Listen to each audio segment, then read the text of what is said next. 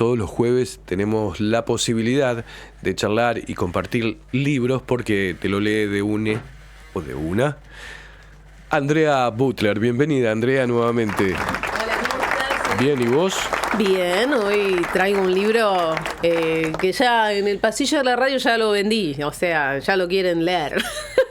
Y nos tenés acostumbrados a libros que uno quiere leer inmediatamente porque los disparás para lugares muy interesantes. En este caso es una novela histórica basada en un personaje histórico real, que es una mujer que se llamaba Tan, una china, que fue una de las primeras médicas que pudo escribir un tratado de medicina y que quedó y pasó a la historia. De las 12.000 y pico de obras que había en la China del año 1500, 3 eran de mujeres, y una de esas mujeres era Tan, que les debo el apellido que yo pronuncio muy mal.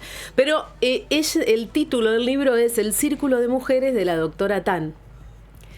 Bien. Y la autora, que se llama Lisa Xi, es descendiente de chinos y vive en Estados Unidos. Ajá. Hizo ya varias novelas. Esta es la primera que yo leo y que me llamaba mucho la atención cómo la referían, cómo hablaba del círculo, que era una novela hermosa, que la amistad femenina, que los saberes tradicionales, cómo estaban plasmados. Y dije, a ver, ¿de qué es? Y no me desilusionó para nada. Al contrario, no tenía tantas expectativas como lo que encontré en lo bien escrito que está, que te cuenta con descripciones minuciosas las costumbres de la época. Costumbres tan alejadas de nosotros, pero que a la vez conocemos distorsionadas por todo lo que es la cultura cuando pasa a Occidente. Claro. Y se mezcla como en una licuadora. Bueno. Y ahí nos damos cuenta que conocemos, bueno, al menos algunos, muy poco. Muy poco, muy poco, y tenemos datos mezclados. Claro, hablo de mí, por supuesto, y hablo en plural porque creo que a muchos les debe haber pasado seguro. Lo mismo. Acá la historia comienza cuando ella tiene 8 años, que la madre fallece porque descuida el cuidado de sus propios pies, que se infectan y tiene una gran gangrena, pero ella las descuida porque perdió un hijo y está deprimida. Y entonces no puede tolerar las tareas cotidianas, entre ellas el cuidado muy especial que le debe dar a sus pies, porque los pies de loto, que todos conocemos, y que algunos pensarán que es de todo Oriente, o de las geishas o de Japón, bueno. No. Sí, yo lo iría más a Japón. No, error absoluto. Nunca existió en Japón esa costumbre. Las geishas tenían un calzado que las hacía caminar despacito por ser como unos suecos de madera, que tienen su nombre, ¿no? Pero los pies bellísimos de las que eran bailarinas, que entretenían y que tenían toda una labor, digamos, social y un lugar en la cultura japonesa, nunca tuvieron eso con los pies. Eran los pasos que se parecían a las de las mujeres chinas que durante milenios, por lo menos 1000 años y más, tuvieron esta costumbre en que les quebraban los dedos, se los vendaban y tenían que entrar en un calzado rígido y que era señal de... Era un símbolo de estatus social de las clases privilegiadas cercanas al imperio, pero además era un símbolo erótico para el hombre. Eso sí lo sabemos, lo teníamos claro, que era algo erótico, pero no pensábamos que era de las geishas, asociado totalmente. Bueno, en este caso lo que cuenta es que a raíz de eso la madre muere, habla mucho de los pies de loto, pero se centra en la historia de las mujeres y de la medicina china y de su abuela, que era médica, que había podido, por un gris en la legislación, burlar el tema de que no podían ejercer la medicina, pero también convivía otra ley que decía que los hombres no podían tocar a las mujeres en las clases altas, no podían asistirlas, no podían verlas siquiera, las atendían a través de un biombo, de una puerta. Entonces ella, que tenía una tradición milenaria también de medicina china, pudo ejercer, burlar, estar como privilegiada y de paso formar a su nieta, que es Tan. Cuando la madre muere, a Tan la mandan a vivir con los abuelos paternos, ¿no? Y esta es la abuela que le explica. Y le va diciendo muchas cosas. Y eso es el corazón de este libro, que es todo lo que ella aprende y los trucos que ella también debe hacer para ejercerlo. Claro. Porque las mujeres también estaban totalmente relegadas a la esfera privada, eso se sabe, pero estaban también sometidas al matriarcado interior.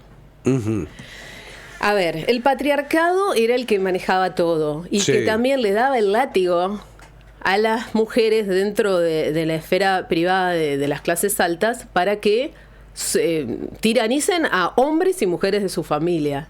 Ellas mandaban con mano muy dura dentro de ese ámbito, tanto de las cosas domésticas como decisiones de educación, de economía y de sus propios hijos, aunque fueran adultos, hasta que fueran ancianos. Si ellos eran más ancianas, le debían respeto absoluto.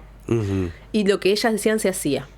Entonces Tan pasó de vivir con el padre a vivir con los abuelos y tener libertad y aprender, a que la casen, porque el matrimonio era arreglado, y va contando todos sus miedos. Yo tengo muchas citas, vamos a ir derecho a las citas.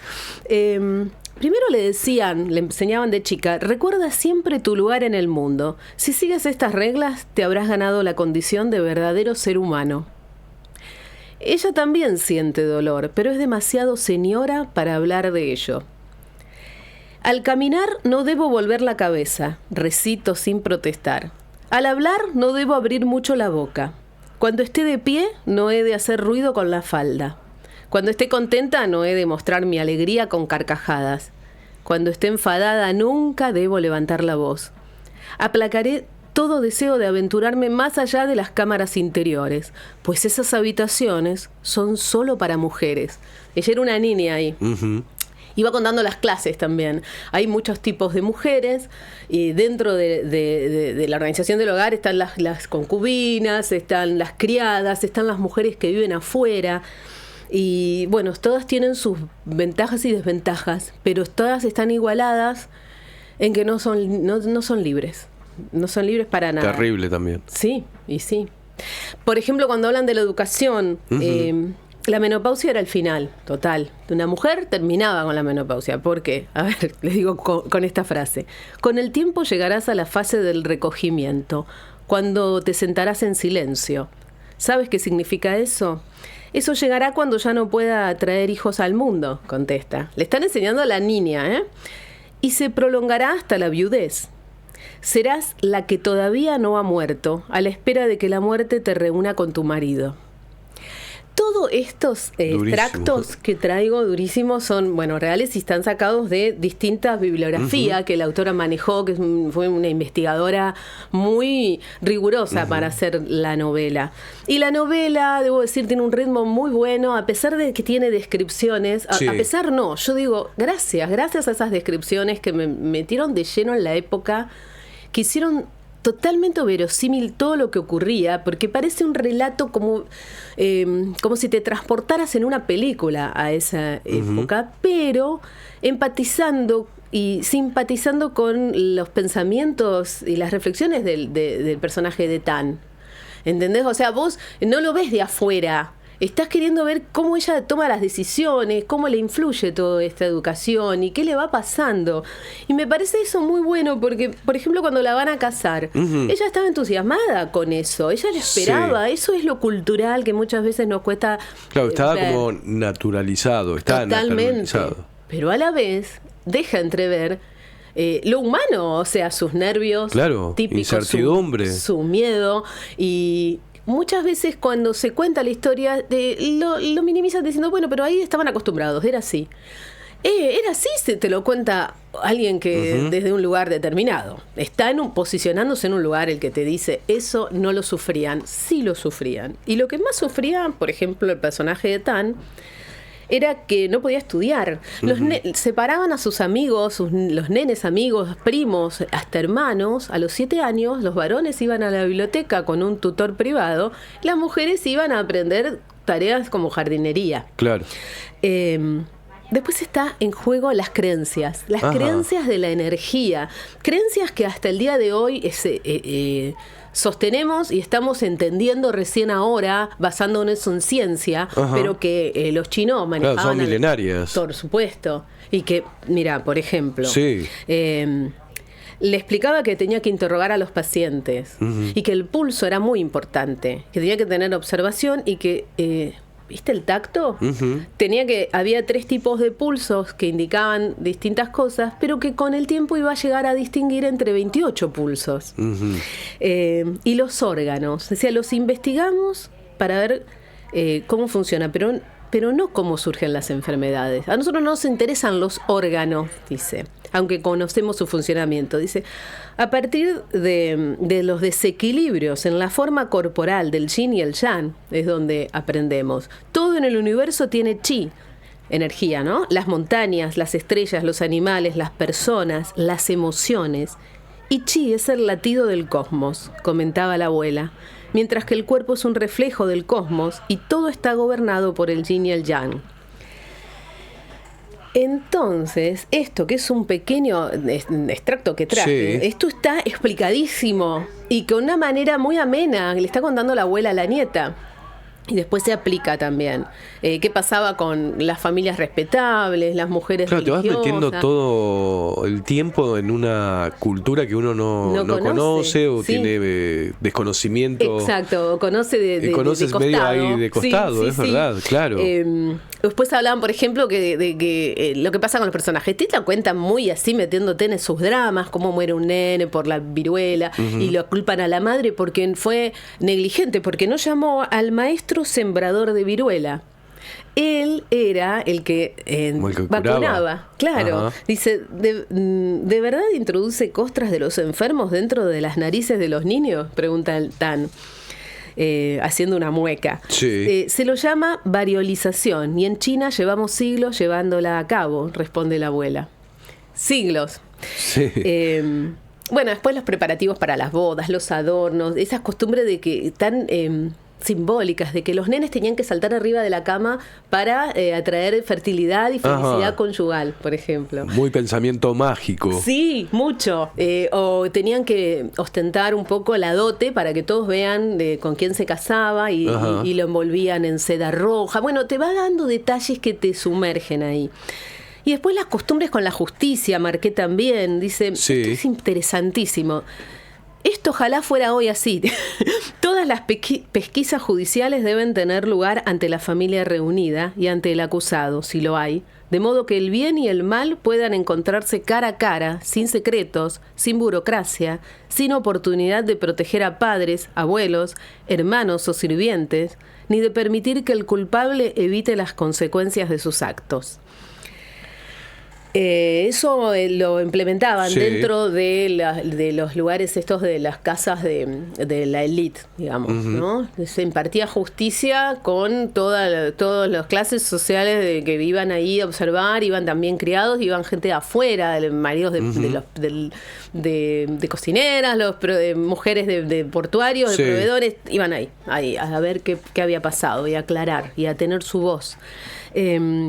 Bueno, después habla de muchas cosas, eso no tendría mucho sentido seguir, pero sí decir que lo principal es el tema de la profesión que ella desarrolla, que es de partera, es una obstetra, y que, no es obstetra es su mejor amiga que es pobre y con la que la dejan seguir siendo amiga, pero después la separa un poco la vida. Ella es discípula de su abuela, quiere ser doctora. Nosotros mezclamos un poco también por esto de que hay médicas obstetras y obstétricas que son licenciadas, que son parteras. Pero bueno, ellas juntas llegan a un lugar, a un destino alto en el imperio, y son tratadas de manera muy desigual cuando ocurren cosas. No les quiero decir, pero hay mucha injusticia, ¿no? En ese ámbito, y también hay mucha unidad y maneras de rebelarse y de encontrar trucos para comunicarse, porque están permanentemente vigiladas. Pasan de una casa a la otra. Cuando Tan se casa, la suegra decide lo que tiene que hacer y decide si le tiene que dar latigazos. Y el marido no puede decir nada. Tiene una manera de decir las cosas que te atrapa muchísimo, les decía. Claro, porque sí, eso es sumamente interesante, porque también es muy, pero muy desconocido todo esto. Sí, además, después en la historia, que indagué un poco, se trató de combatir esa costumbre de, por ejemplo, de los pies de loto, y no se podía. Burlaban a la ley y volvían a ejercer y a hacerlo. Y usted no lo va a poder creer, pero recién en 1947 fue el último caso registrado de esa costumbre. No la podían erradicar. Cuando surgió... Sí, fue milenario. Sí, fue milenario. Un régimen comunista pudo hacerlo en un momento, pero entrado el siglo XX. Sí, mucho más cercano en nuestro tiempo, Andrea. Sí. Y eso les impedía trabajar. En Japón no lo aceptaron nunca, porque ellos tenían un país chiquito donde no podían darse el lujo de tener la mitad de la población sin poder moverse, caminar. Claro. Y lisiadas, porque quedaban, se caían, se quebraban, eran frágiles. Un horror. Eso era un horror, pero el libro no es un horror. Esta es una aclaración muy pertinente, porque es reconfortante ver las historias de estas mujeres. Ver cómo se comunican, cómo encuentran su círculo. Seguían adelante. Y no hay personajes blancos o negros. Hasta esta suegra que les conté que la latigazos tiene sus bemoles, tiene sus complejidades, sus grises, incluso momentos de encuentro. Así que está muy bien planteado, con altura. No es reduccionista, ¿no? Bien, no trata de simplificar lo que es tan complejo. Claro. Y respeta totalmente esa cultura, porque es su cultura. La autora es descendiente de chinos y hace una tarea muy, muy detallada. La verdad es sumamente interesante, Andrea. Sí. Repetí el nombre, así los oyentes lo tienen en cuenta, toman nota, como digo yo. Toman nota. El Círculo de Mujeres de la doctora Tan, T-A-N, simple, no le pongan una G final para hacerlo más chino, porque es Tan. Y Lisa Sí es la autora. ¿Lisa? Sí, S-E-E. Sí. No es tan complejo. No. Fácil de... Es muy fácil. No, lo que no sé es el nombre de la histórica, de Tan. El apellido. No lo anoté. No, yo te debo el chino también, Andrea. Habla hasta de los grafemas, que van a ver cómo se escribía y cómo simbolizaba. Si se combinaba, era que estaban bajo el techo y eran como objetos de los hombres. Y si se ponía sin combinar, era paz. La palabra mujer. Sabe mucho. Ella hizo la traducción. O ella o alguien más, pero como que hace mucho detalle de cómo hizo para traducir, porque es dificilísimo llevarlo incluso los nombres que ha tenido este libro fueron muy diferentes entre sí. Es interesante, se lo súper recomiendo, una lectura amena y enriquecedora, educativa y entretenida. La verdad, un placer, como siempre, tenerte en el programa, Andrea, así que te esperamos el próximo jueves. Andrea Butler con su columna de libros aquí en la 97 UNE. Seguimos compartiendo música de la que nos indica Ale Reyes.